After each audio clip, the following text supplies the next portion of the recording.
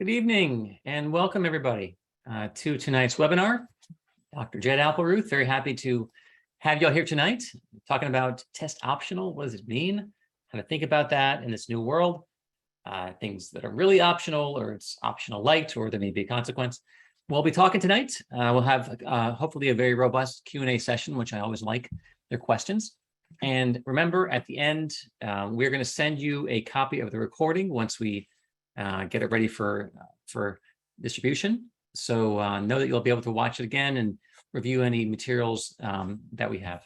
All right, we will take a second to do a quick poll, which we always do. Tell us who you are. Are you a student, parent, educator? Do you have a student in college, high school, sophomore, freshman? Then are there any things that you're interested in that we do? Test prep, academic test, EF coaching, and then finally, do you want anyone to reach out to you? And that's it. That takes all of 10 seconds, and we are done with that. So let us continue with the talk tonight. All right, here we go. So when it comes to tests being optional, know that it's been optional to take the SAT or ACT, except for the few states where you're required to do so. But then the question comes to, do I submit?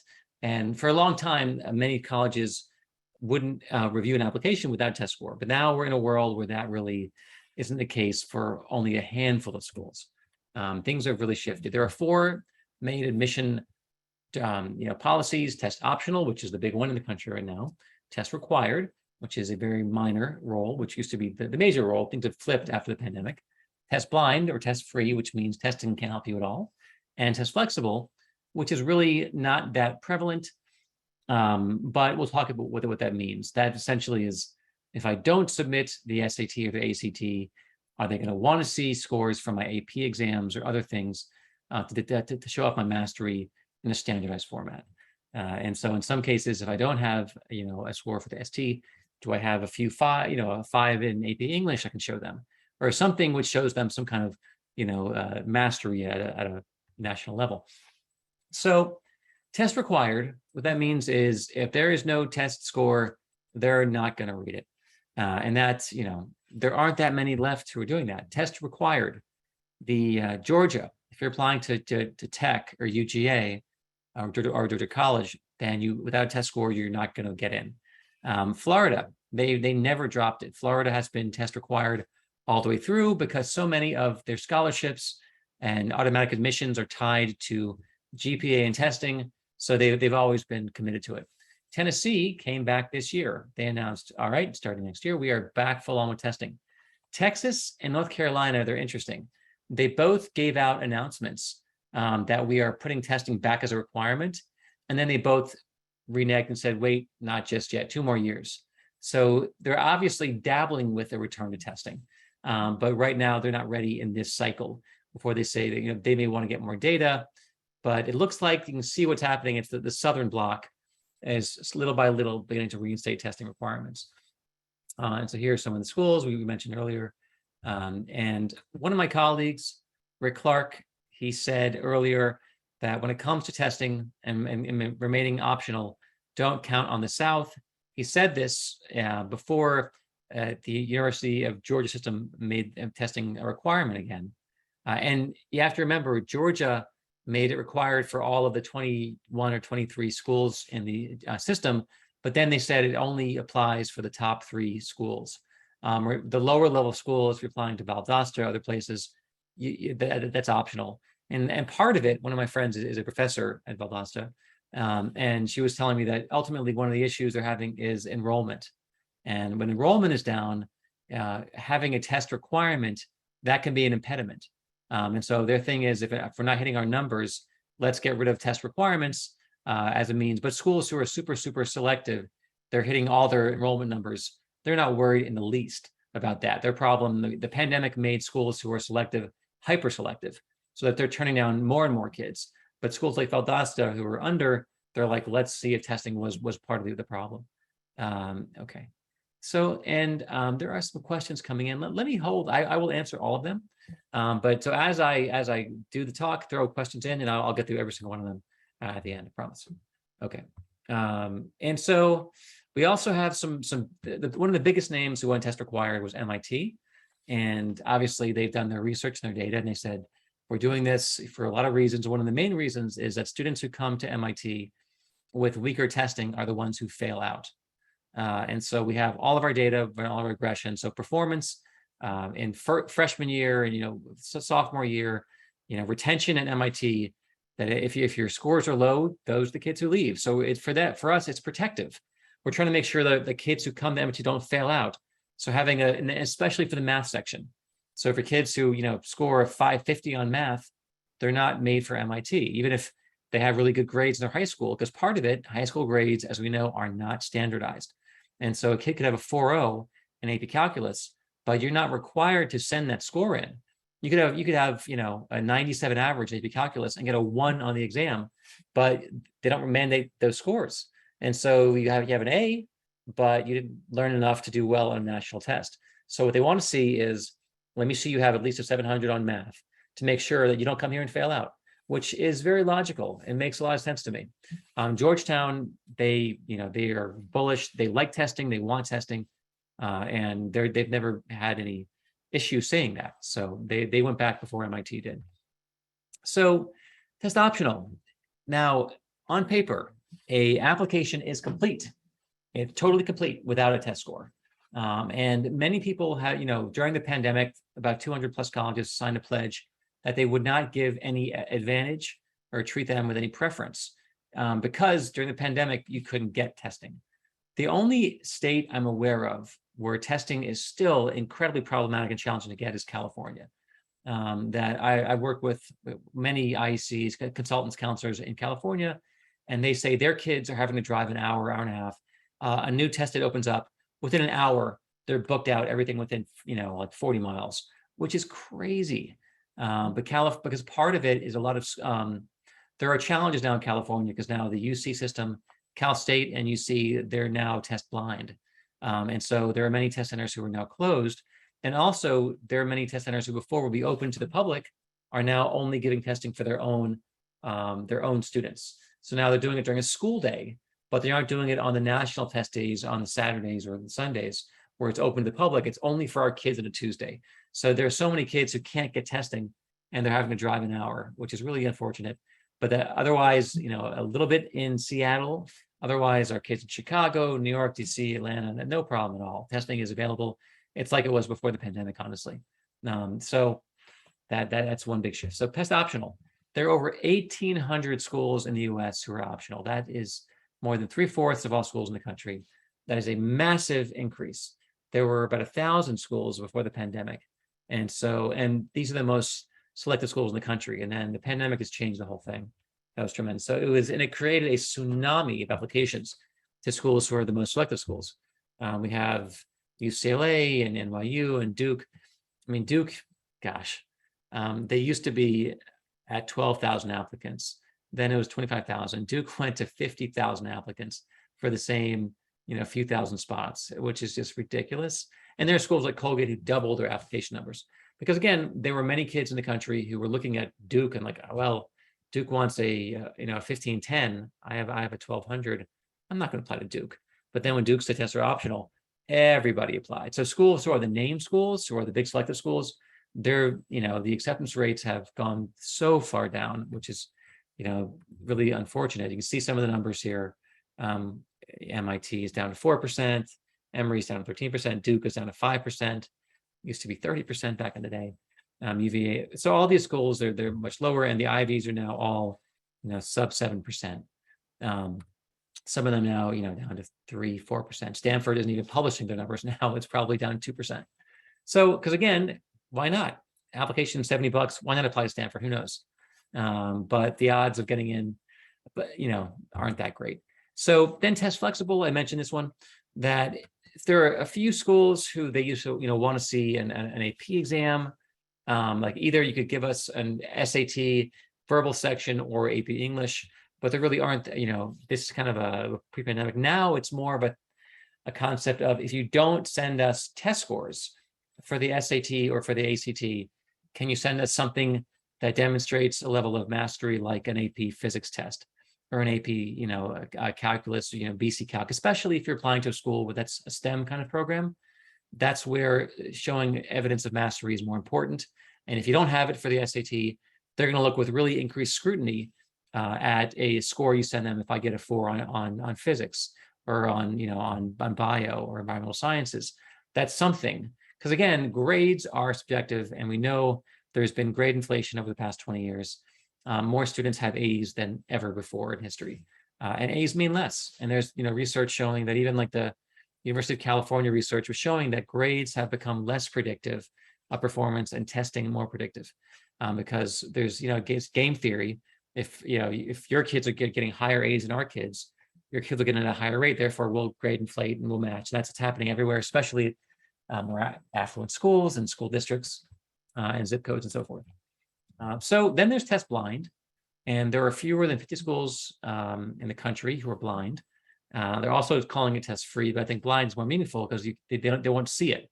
Even if you submit a 35 on the ACT, it doesn't even matter. It's as if you had no test score at all. And so there are some 20 schools, maybe it's closer to 25 with the California schools, and and some are doing pilots. So test optional. It is the law of the land, and it's going to remain so probably forever. And again, blind, we have Cal State, UC, then there are a few smaller schools, Northern Michigan, Northern Illinois, Loyola, St. Mary's, some Catholics. Then there's Catholic, they were never that selective to begin with. And there's a pretty good school, Worcester Poly. They're a good research school up in New York, and they are doing an 8-year pilot of test blind. Then a few smaller ones are temporarily, Caltech, CUNY, Dickinson, Idaho, Reed, Washington State. But they haven't made up their permanent mind. They were still pandemic. This is their third year, 2020, 21, 22. But they're going to make a move eventually and say, we'll do it forever, or we're going to go back to test optional. So when it comes to I mentioned the schools who require testing, there aren't that many. Georgia Tech, all the Georgia Publics, Florida, Florida State, the military academies, that's a small number of schools in the country, and also MIT. And the question in terms of how long will this last? Well, there's an Inside Higher Ed survey. It's now a couple of years old, but they asked admissions officers, are you going to stay this way? And about 70% said, yeah, whatever we decided to do during the pandemic, we're going to keep it. In a similar fashion, Ernst & Young and the Parthenon Group did a survey, and this actually is probably overstating the number of schools who are going to require testing. It looks like the number of schools, when the dust all settles, the number of schools who may require testing is probably closer to 10% versus the 20-30 who answered the question about a year and a half, 2 years ago. But the majority said we're optional and we're going to be that way. But blind is still a pretty small number. So we don't see this huge world of test blind. California does their own thing. They always have, but we're not seeing this groundswell of test blind schools in the country.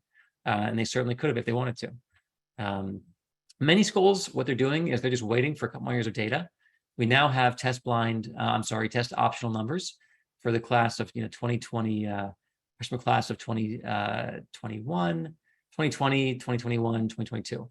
So we're about to have 30 years of data, and they're going to figure out. We know that when you go test optional, more kids apply. The question is, are there differential outcomes for the kids with test scores and without scores? Are there different outcomes for freshman year grades, sophomore year grades, course taking, major selection, and then graduation rates, 4-year and 6-year? But after 2 more years, we're going to have a full suite of data for the kids who have test scores and those who didn't, and are they different? And some schools already know they're different. One of the heads of admission for Yale, Jeremiah Quinlan, says, yeah, our kids with test scores, they have better grades. It's a better predictor of grades at Yale, even than high school GPA. So test scores do make a difference, but some schools want to have 4 years of good data for their research before they make full moves. Harvard made a move and they said, we're optional for 4 years. And that's a big deal because Harvard always, they carry a lot of weight. When they make a move, everyone watches in a way that MIT doesn't have the same strength, because MIT is so specific and, they're so tech heavy and they're the top tech school in the country. But Harvard, all the Ivies watch, the NESCAC, and many good schools will watch Harvard and see what they do, and many follow suit. Like when Harvard dropped the essay, that was a big deal. Then many schools began dropping the essay. They just have a lot of weight in their decisions.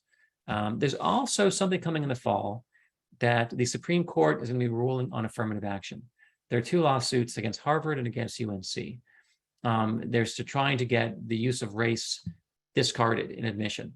And it looks like, the Supremes, they seem to be willing to break precedent and overturn former rulings, and they're going towards a more conservative bent with Alito and Thomas and the crew. And so part of it, if they cannot factor in race and ethnicity, that's going to make it harder for schools to admit classes they want to admit with test scores, because there are pretty big discrepancies between different ethnicities and testing testing levels.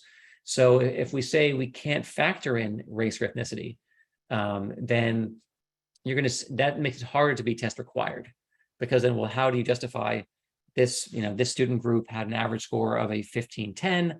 This student group had an average score of a 1250. And how do you say, you're not using race if there are these pretty big differences by test scores?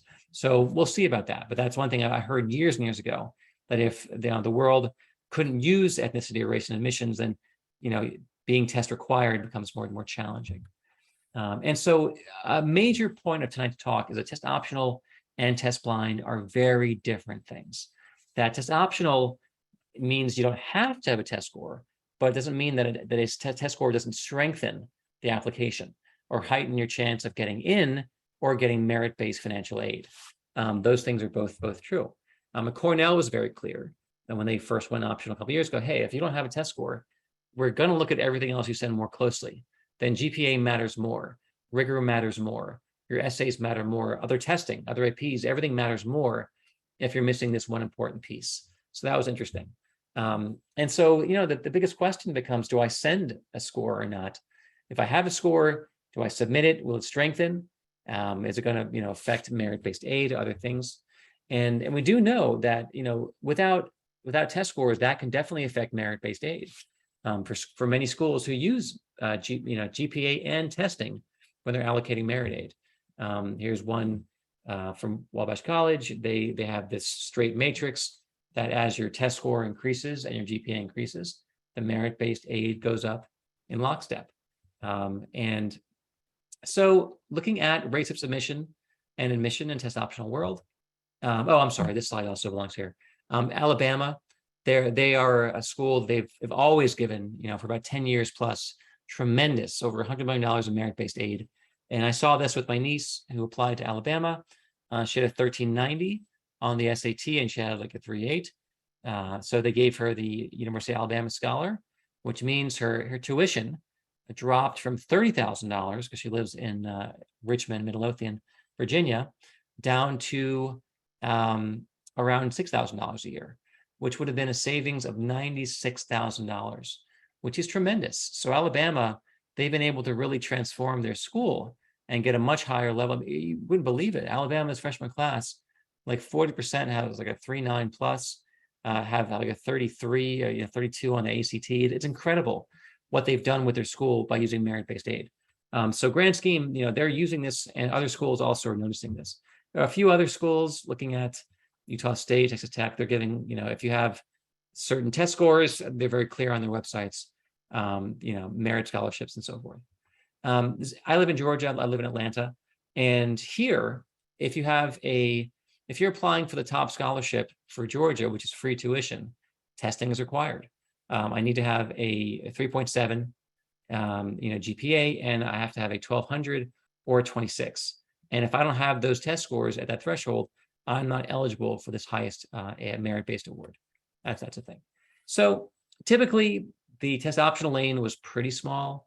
You had schools like Wake and Worcester Poly and Brandon, where about 80% of kids applied with test scores, and the lane of kids getting in without test scores was pretty small. It was about 20%, 25%. This is all before the pandemic. But this is all, very different than now. We also know, though, that the rates of submission are different for schools who are more selective and less selective. So when you see, like for private schools who are more selective, and this is data from a couple of years ago from the Common App, that the schools that are more selective, more kids are sending test scores than schools who are less selective. Same with the publics. You have under half of kids sent test scores to schools that were less selective, but about 2/3 sent test scores to the schools that were more selective, which makes sense. You're trying to stand out in a tough group. a test score can be a differentiating factor. We do know that the Common App submission really decreased quite a bit. And now we're, roughly half of kids are submitting test scores. And we learned that more male students are submitting test scores than female students. And part of that is because more males are applying to STEM programs. They're applying to computer science programs, engineering programs, the sciences. And again, STEM kids want to showcase their math scores and their math skills because it matters. Math matters. That was MIT's calculus, that if you're applying to MIT, how you do on math matters. And so even though it isn't officially required, more kids applying to STEM are going submitting. And we also know that test submission is becoming more strategic. Before the pandemic, only 4 out of 100 kids sent test scores to some school, not others. It was either I have a score, it's going on to everyone, or no one. But now we know in 2020, about a fourth of kids were strategic. We don't have data from last year. So I can only assume that number's higher because the word is out. Test scores can help you here, but hurt you here. So it's very important that you're very thoughtful. And we'll talk more about that later on in the talk. We also know that there are different rates of submission by major. Again, kids, so there was one public research school, about 6 in 10 kids sent test scores, but there are big differences. The engineers, applying to engineering majors, about 3/4 of kids sent test scores, over half for business, and about a third for education majors, gen ed majors, because the math matters less if you're going to be an ed major than if you're going to be an engineer and doing all the double E and mechanical engineering and so forth. So we do know that rates of submission are going to keep changing and evolving, and things are going to still become more about strategy when you're seeing test scores or not. The question I get all the time is, do I have an advantage? Is it mathematical? Is it quantifiable? And we have a small data set, so you have to be careful about generalizing to there are 2,500 four-year schools, but this data is available only about 20 schools. And so here's one example. So Boston College, this was mind-blowing. This came out earlier in the year. They are very transparent, and transparent in that they're releasing these little news. They have these press releases, which we pulled 3 different releases. They have their, and just showing you, again, this is the most extreme example that I found, but it's giving you a sense of what is out there. So BC had 40,000 applicants last year. You had 23,000 didn't have test scores, 17,000 did have test scores, okay? So the majority of applicants had no test scores to BC. Then you look at the acceptances. You had 5,000 kids get in with test scores. Only 2,500 got in without test scores of the 7,500 kids who were accepted, which means the acceptance rate, the admit rate with testing is 29%. The admit rate without testing is 11%, even when they tell you the global admit rate is 19%. So this is extreme, but it's out there, that exists. So if someone says the test scores matter at Boston College, I don't know how on earth I could look at this data and say testing doesn't make a difference. So clearly to this school it does, but we don't have this data from everyone because honestly, schools have no reason to show this. And when you show this, you're kind of putting a stake in the ground saying testing matters. And right now the drum is beating a lot that people are often anti-testing and they're very vocal. And schools are on the defensive when they say we value tests, when there's a big push to say testing is, it's problematic or there are issues, but BC says testing really clearly matters. These are other sources that we found, and there's public data. Actually, we went and did an article probably a month or 2 ago, and we actually, I spent several hours going through all these press releases. We found them for UVA, I found them for Notre Dame, Boston College, found them for Fordham and Tufts. And you can see there's an advantage for Emory, Colgate Tech, and Vandy. That actually came from Jeff Selingo, who's a researcher who has access to the admissions officers. But the differences are meaningful. So like at Emory, for example, the admit rate with test is 17%, without is 9%. So you have 100% greater chance getting with test scores. However, what that doesn't tell you is there are 2 issues here. There's the issue of correlation, and then the issue of causation. Correlation, collinearity, what that means is students who submit test scores on average have stronger grades and academic rigor.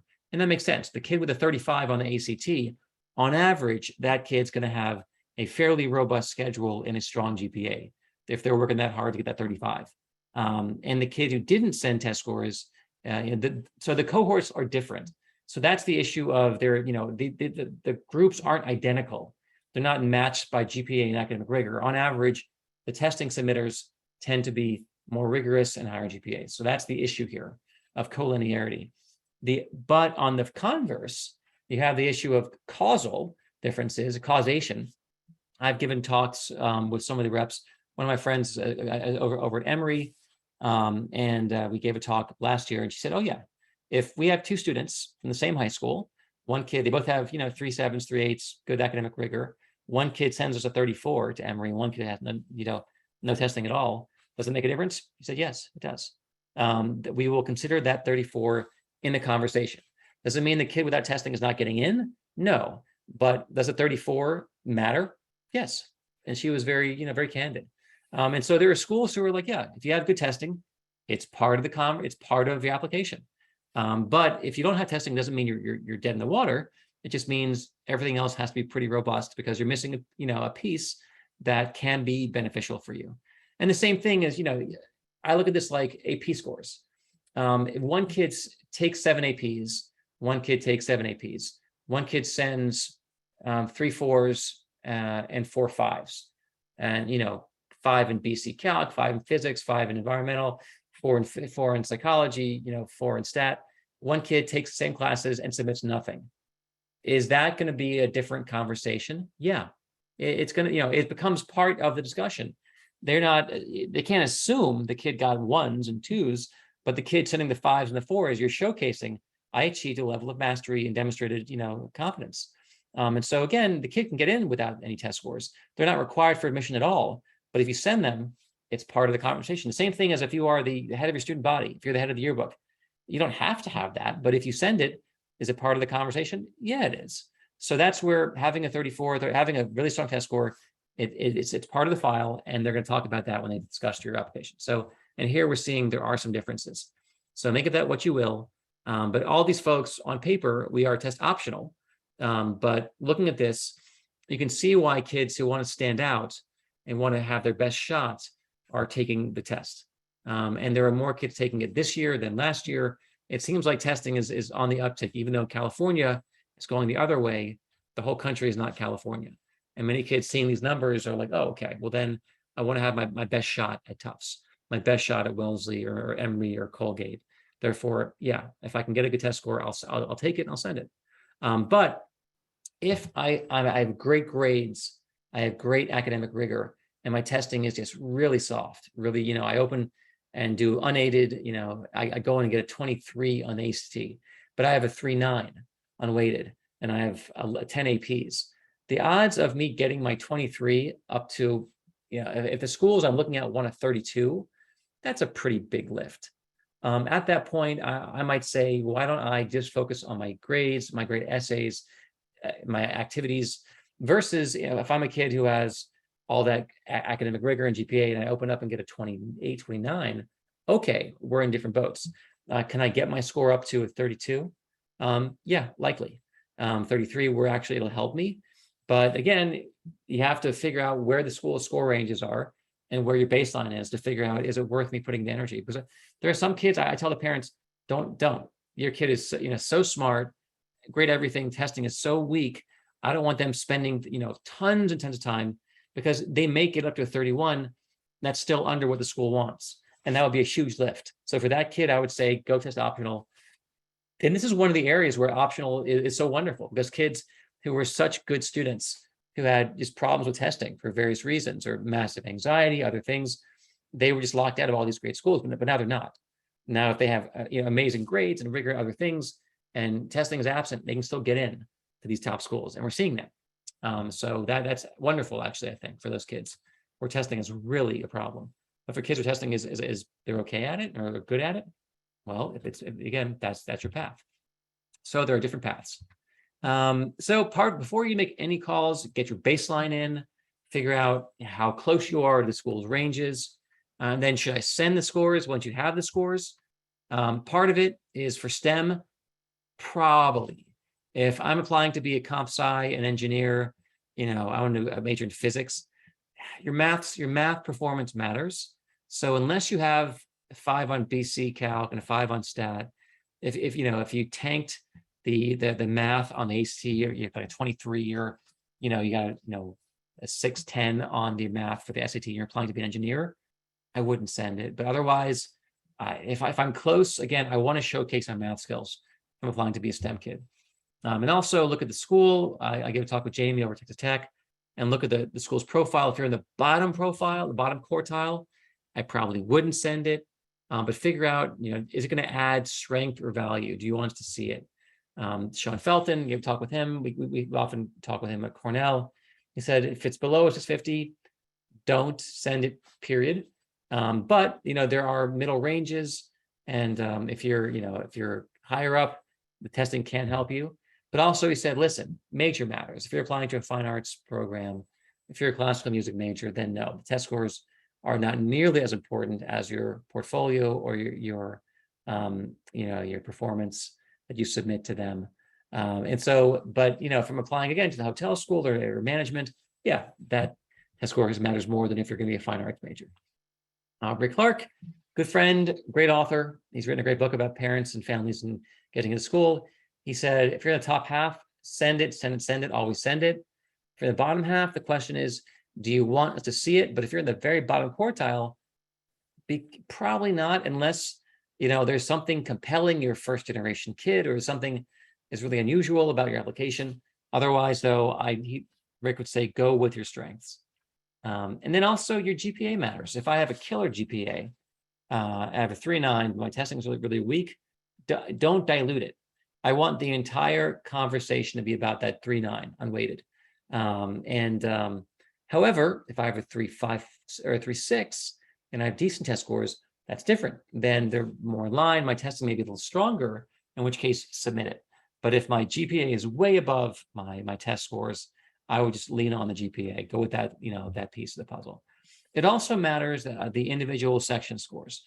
So if I have a 1400, good score, but I'm applying to an engineering program, okay, and if I have an 800 on math, but a 600 on verbal, let's say, even if it's a school like a Caltech, okay, and they want to see a 1510 or something like that, I'm throwing out numbers, but I'm below that, but that perfect math, I want to make sure that no matter what, they see that I crushed math.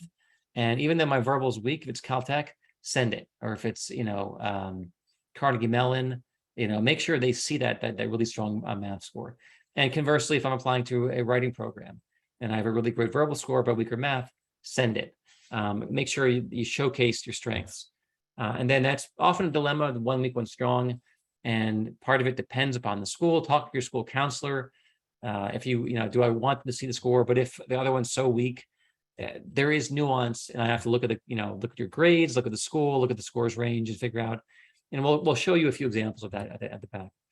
One thing I heard from a very prominent East Coast liberal arts school, very hyper selective school, said, you know what, you can't unsee a weak score. That reading applications, one kid had really good grades, had an A.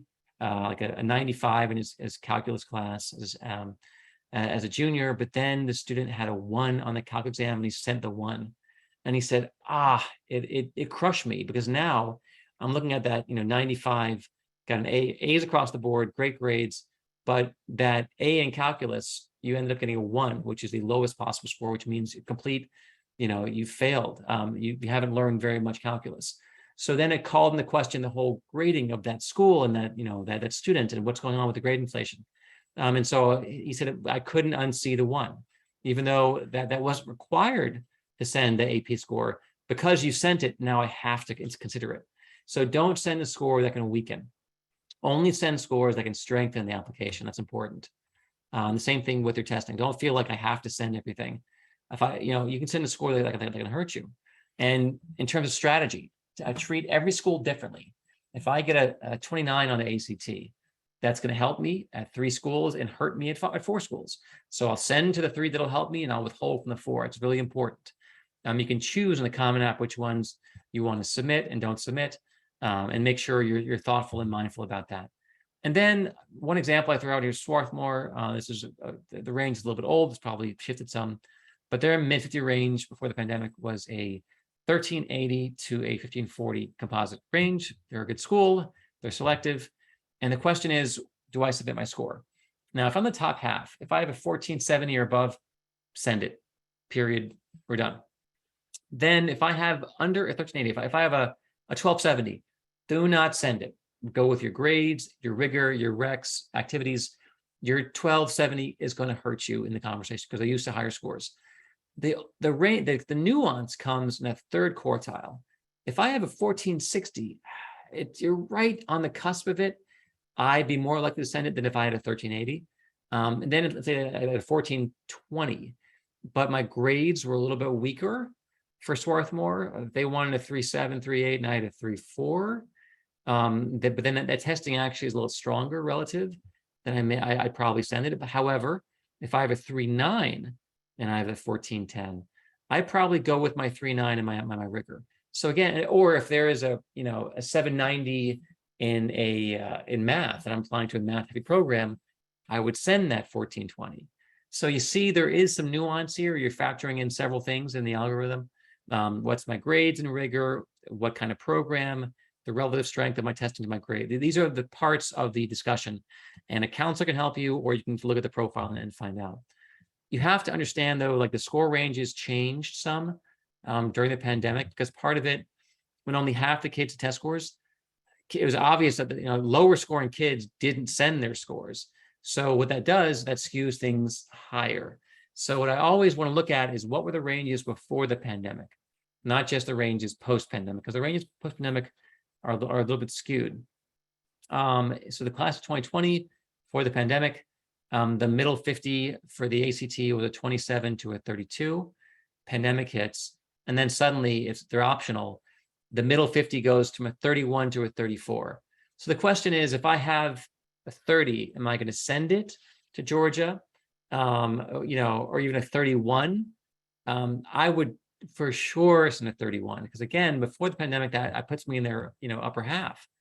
And so even though the range is shifted, and now Georgia requires it, so this is a moot point for Georgia, but just giving you the illustration of what happened in the pandemic. Also, like BU, their mid 50 before the pandemic was a 30 to a 34.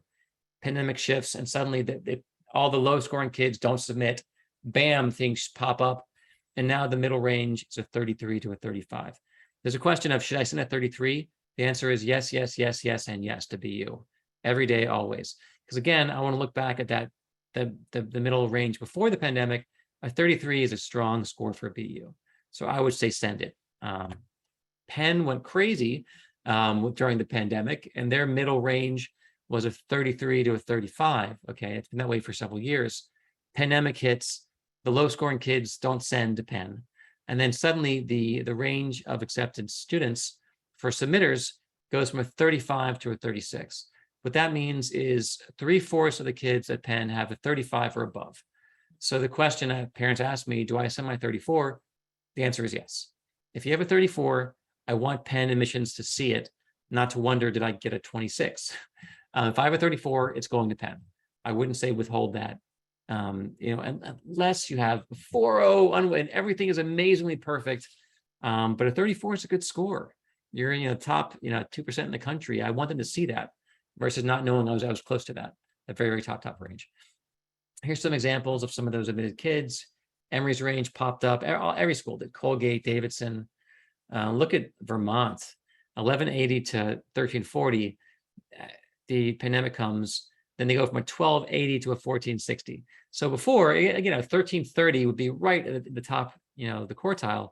Now it's, the lower half. So I would say look back a year, 2 years, and you can find this data. That what you do is type in Common Data Set, CDS, Common Data Set, 2020 Vermont, Common Data Set, 2020 Michigan, and it'll tell you what they were receiving before the pandemic, And I would still use that as a guideline, not just post-pandemic. Because again, post-pandemic, things are a little bit skewed. I still want to know where things were before to help me guide my profession. And the caveat is, scores. We know that range is shifted. Okay. And then here are a few case studies. What time is it? We're doing great. So Moria, 760 verbal, 640 math, 14 composite, 3.9, great GPA, great rigor. Applying to Tufts, they have a middle 50 of 1390 to 1540. So just looking at this, that 760 verbal is solid. You're in the good range. You're above the range for verbal, but that 640 math is the bottom. And that 1400 is just over the bottom quartile for Tufts. In contrast, that 3.9 is unweighted. So that 3.9, what I'm going to do, because that 640 is really is a bit low for Tufts, we're going to say, let's withhold on the score and just go with the 3.9 and all the good rigor. So for this kid, 1400, we're saying Tufts, don't submit.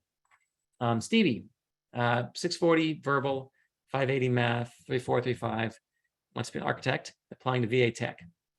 Okay, so their middle range for verbal is 590 to 680, and for math, 590 to 710. So what we said is the 580 math for someone who wants to do architecture is you're below the middle 50 for VA Tech. You're outside of the range. Math skills are going to be really important. I'd rather them not know you got a 580 on math, and I'd apply to VA Tech without a test score, even though your verbal was strong. Okay. David, 33 ACT, 1450 SAT. We had a 750 verbal, 700 math, GPA weighted 404. These are actual kids who applied to schools. So applying to Penn, and Penn, they're pretty tough. 32 to 35 is before the pandemic. 760 verbal, 750 to 800 on math. So David's right on the cusp. And so we said that 33 ACT, it puts them in the middle 50. So you know what? Why don't we send both scores? So the 1450 and the 33, we would say for Penn, let's send it. Some might argue, some might say for Penn, I'd withhold it under 34, but we have debates about this with college counselors and the other counselors. And you'll get different answers if you have, but this was something I spoke with several admissions officers, and these were our consensus, even though it wasn't uniform. Alexis, 29 HT, 4.4 weighted, has 6 APs, was applying to Indiana, they're ranked 24 to 31. Rutgers, applying to Penn State, applying to Emory, applying to Cornell, applying to UT Austin. So we said, send the scores to Indiana, to Rutgers, and Penn State. Do not send them, that 29 to Emory. Do not send it to Cornell. And for UT, they have a pretty big middle 50. It would depend if they're applying in-state or out-of-state. If they're applying out-of-state, we would say withhold it, in-state, probably submit it. Then Roland, 33 ACT, 4.2 weighted. Everything honors AP, was applying to Haverford, Skidmore, and Oberlin. And we said, send it everywhere. That 33 puts you in a great place. That's a done deal. Nice and easy. So those are the case studies. Appleruth, we do 3 things. We do them well. We do academic tutoring, we do test preparation, and we coach kids in work for executive functioning, which is organizational skills, resources management, helping them become better students in general. If you need help in those areas, that's what we do for a living. We have one more webinar I'm giving on teens and anxiety, 8:31. I had an article which went out today in our newsletter. I have a background in counseling and psychology, so it's pulling off that. We also have workshops for writing. For kids going back to school and they want help with their writing skills, we're offering private and small group one-on-one writing tutoring. All right, now let's open it up. We have questions and answers coming in, and I promised I'll answer them all. So I'm going to go big screen on this one. All right. And you mentioned that states requiring testing. Do you mean only the state schools or all schools within those states? So, Florida, every school in Florida requires testing. University of Tennessee requires testing. Georgia went all 20 schools in the Georgia system require testing. Then they changed it this year and said only the flagship schools, only Georgia Tech, only University of Georgia, and then Georgia College in Milledgeville. So, but Florida, every school in that system requires testing. All right, for the most competitive schools like the Ivies, what would you consider to be a hard cutoff on a score to submit? For example, some college guidance officer telling students, if you don't have a 34 or 35 or over a 15, 20, you should submit. What I would do is look at the ranges for each one of those schools. So if you're looking at the Ivies, there's not going to be one cut score because again, Harvard and Princeton are going to be harder, than Brown or Cornell. So I would say look at the scores and find out that middle 50 range and use that. If I'm in the upper levels or at least the middle half and up, I would say submit. But I do realize scores have shifted. But if you get it's tough if you get a 33 and you don't send it. But definitely for Harvard, if I have everything else perfect, I wouldn't send a 33 because they are that tricky. Do you think that Georgia Publics will change test optional if the Supreme Court throws out affirmative action? There's a very good chance that the schools in the country who are currently test required will have a hard time holding to that if they want to build a class. Because again, there are differences by ethnicity in terms of the average score. We know this, it's very clear. But saying it's test optional gives you total cover.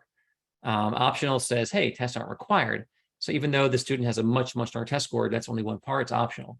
If test scores become required, I would expect some of the schools in the country who are currently test required will drop that. The only question is, can they do a workaround? Can you say we're not looking at ethnicity and race, we're looking at class or socioeconomic status or first generation? Is there a way around race to still build the class you want to build? Because diversity and inclusion is a big deal, and colleges are trying to become more inclusive. And so they want to build their classes they want to build. But if you are, test blind, I'm sorry, if you're ethnicity and race blind in California, that really changed the number of kids getting in the ethnic makeup at UC Berkeley and the ethnic makeup at UCLA. It really shifted when I think it was 96, California said you cannot use race in testing. And then bam, they lost a lot of their diversity at the top schools. And so we'll see what happens.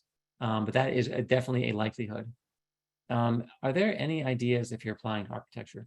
Well, if you're applying architecture, I mean, you're going to have to, you're getting your math skills and your scores and your grades in math classes matter. Make sure you're taking the right kind of classes to showcase your math skills. Make sure you have activities over the summer, internships, other things you've done to showcase that you're serious about architecture and it isn't a passing fancy. Make sure there's a coherent story when you're applying. If the student doesn't have all this scoring, should they even bother applying to schools who are selective? Now, yeah, for sure. I mean, we're seeing kids getting into the top schools in the country without these top scores. So even though there's an advantage, it doesn't mean a kid is not getting, even if the admission rate at Emory is 2 times with test scores, there are a lot of kids getting into Emory without that test scores. So without question, if you want to go to a school, if your test scores aren't there, would I apply? Yeah. I would apply. And part of it's been kind of the Wild West where it's hard to tell who's going to get in and not get in this new world. Colleges don't have all the information they used to have for determining yield and things like that. So I would say if your kid wants to apply, it's $70, just a drop in the bucket for the course of 4 years of schooling, which is $250,000. So I would say apply, but understand that, having strong test scores can help you. But I would still say if your grades are strong, your rigor is good, for sure, I would apply. Because again, what do you have to lose? Except for the admission fee and some time.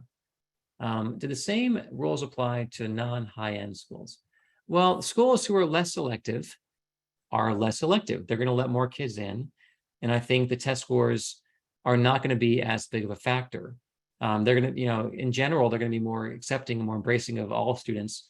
And so even if you have great scores, many of them, they're not selected. They're trying to fill their classes. They're trying to meet their institutional targets. They're trying to meet their enrollment goals. So if you have a good scores or good grades, they want those kids. So I think this really is more looking at schools who are selective. So yeah, do the classes you take in your GPA matter as much as your test scores for a subject of a school like MIT? For a school as incredibly selective as MIT, your GPA has to be hitting on all burners. Your course taking has to make sense.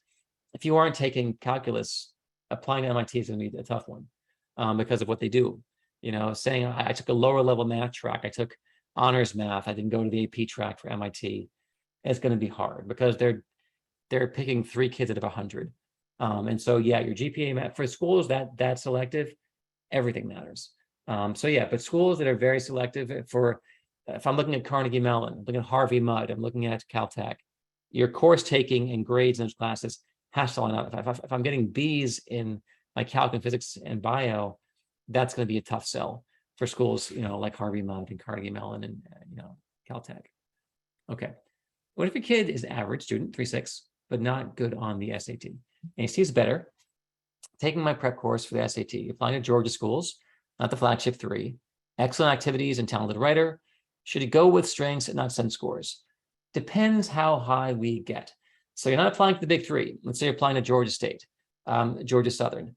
If I can get, again, the range for Georgia State is very different than for UGA or Tech.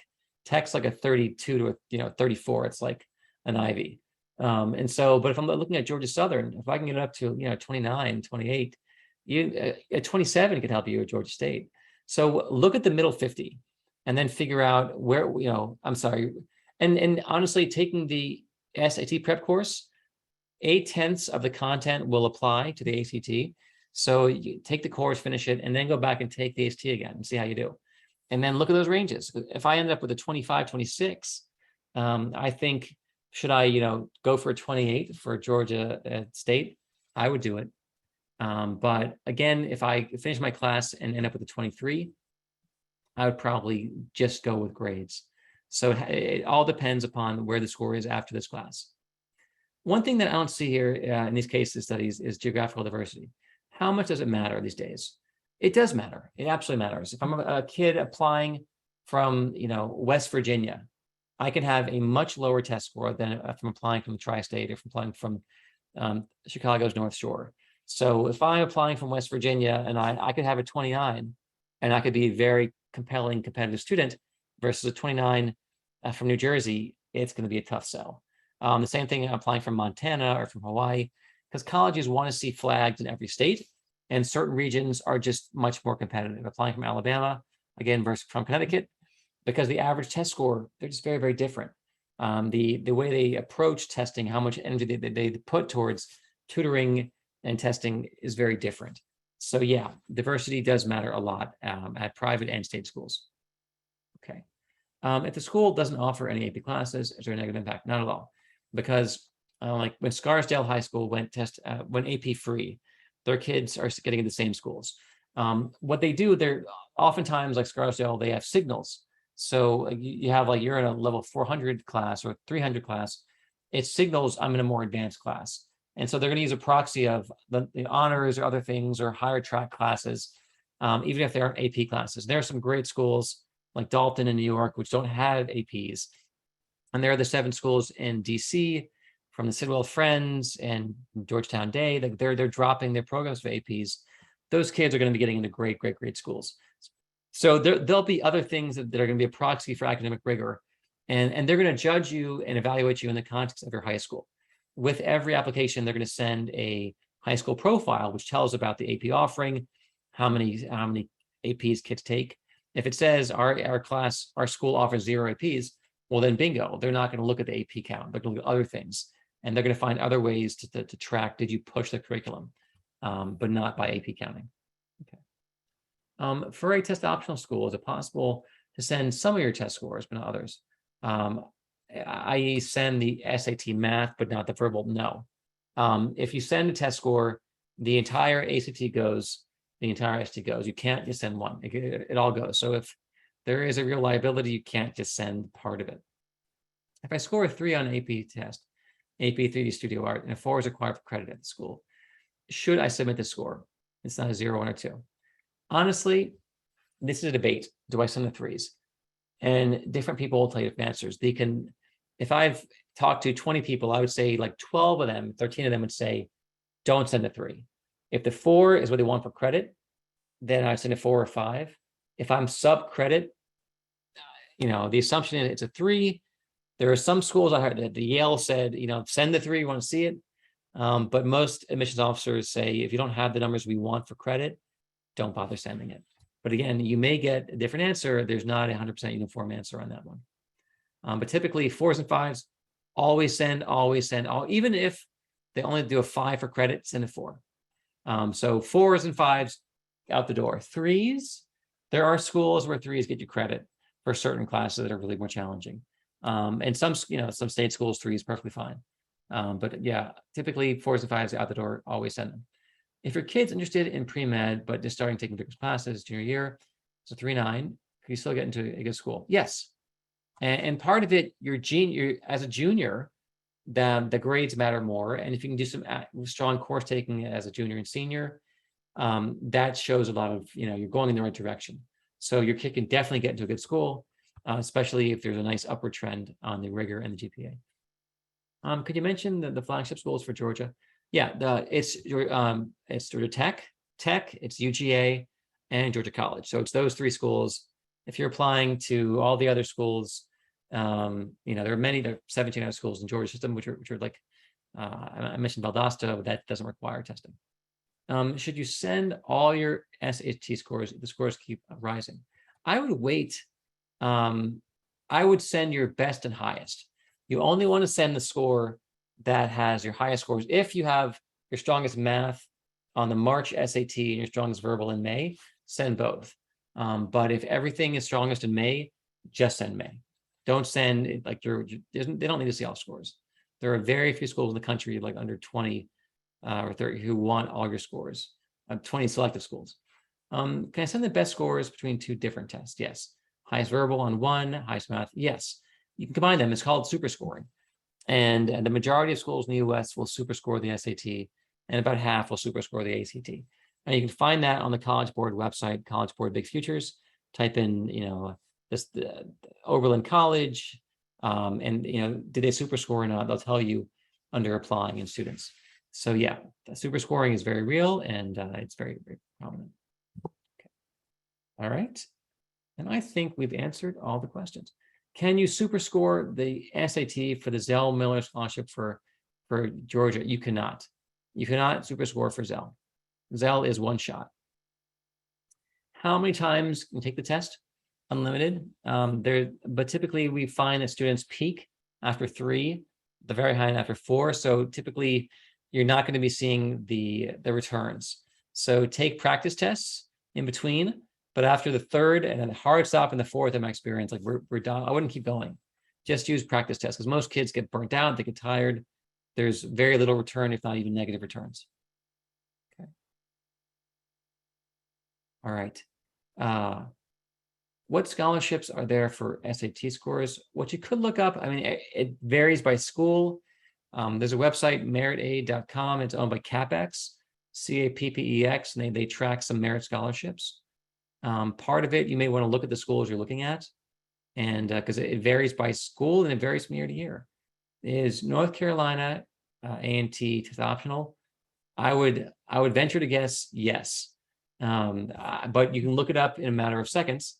You can go on test optional. There's a website called fairtest.org. They track schools that are test optional. Just go on Fairtest in the search bar, type in North Carolina A&T. Alternately, you go on type College Board Big Futures and type in North Carolina A&T, and then go under applying and students and testing, and it'll say optional or not. But there really aren't that many. My assumption, like with high certainty, is it's optional. And because again, 1,820 schools in the country are test optional. That's the dominant position of schools.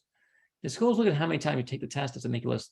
And honestly, it's with score choice, you choose what you send. And essentially that's the universal position. Almost all schools, with a few exceptions, let you send scores that you want to send and withhold what you want to withhold. And there's, student submission, like you actually submit the scores, and if they accept you, then you send the actual evidence through the College Board or the ACT. So don't worry about taking it too many times. But ultimately for us, it seems there's not much return after 3 tests or 4 tests. By the 3rd, most of our students have peaked. And so very, very, very, very few schools want to see all testing. I think Georgetown wanted that. There are so few now who want that. So I wouldn't worry about it. Okay. All right, y'all. 9 o'clock. So everyone, thank you so much. Look for a copy of this coming your way to your inbox. and you can watch the recording again. Feel free to share it. If you want any help at all with testing, with academic work, study skills, we are here. Everyone, have a great night.